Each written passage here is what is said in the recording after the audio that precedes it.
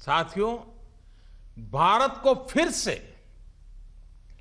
तेज विकास के पथ पर लाने के लिए, आत्मनिर्भर भारत बनाने के लिए 5 बातें बहुत आवश्यक है। इंटेंट, इंक्लूजन, इन्वेस्टमेंट, इंफ्रास्ट्रक्चर और इनोवेशन। हाल में जो बोल्ड फैसले लिए गए हैं, उसमें भी आपको इन सभी की झलक मिल जाएगी। इन फैसलों के साथ हमने तमाम सेक्टर्स को फ्यूचर रेडी किया है। इसी वजह से आज भारत एक नए ग्रोथ ओरिएंटेड फ्यूचर की दिशा में बड़ी उड़ान के लिए तैयार है।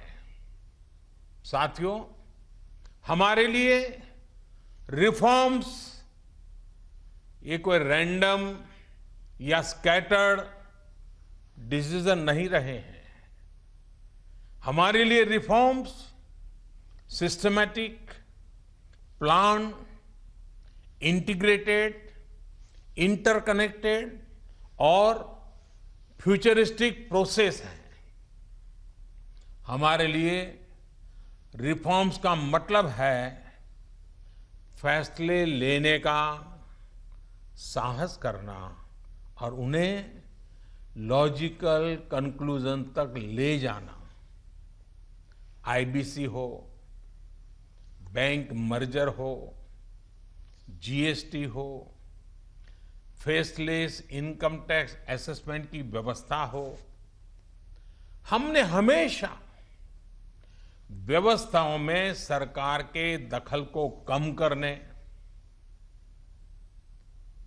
और मैंने तो लाल किले पर भी कहा था कि लोगों से, जिंदगी से सरकार को जितना हम कम कर सकते हैं हम करना चाहते हैं।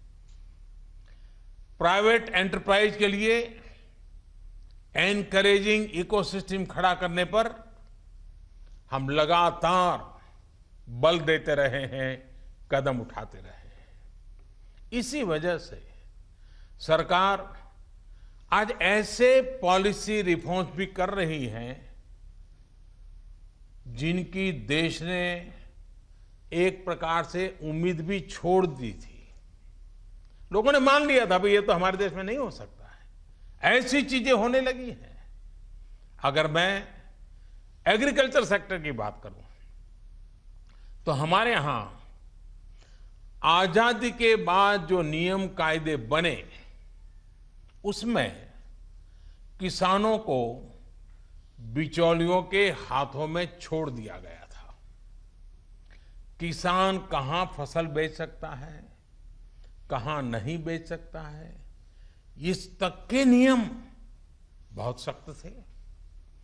किसानों के साथ दशकों से हो रहे अन्याय को दूर करने की इच्छा शक्ति हमारी सरकार ने दिखाई है। एपीएमसी एक्ट में बदलाव के बाद अब किसानों को भी उनके अधिकार हासिल होंगे।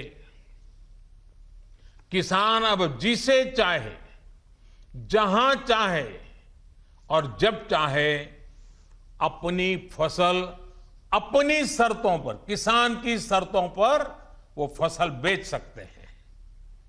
अब कोई किसान अपनी फसल देश के किसी भी राज्य में ले जाकर बेच सकता है। पहले तो इस पर भी बंधन थे।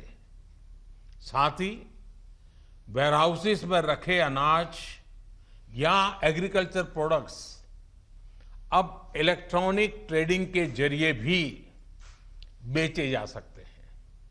आप कल्पना कर सकते हैं इससे एग्री बिजनेसेस के लिए कितने नए रास्ते खुलने जा रहे हैं।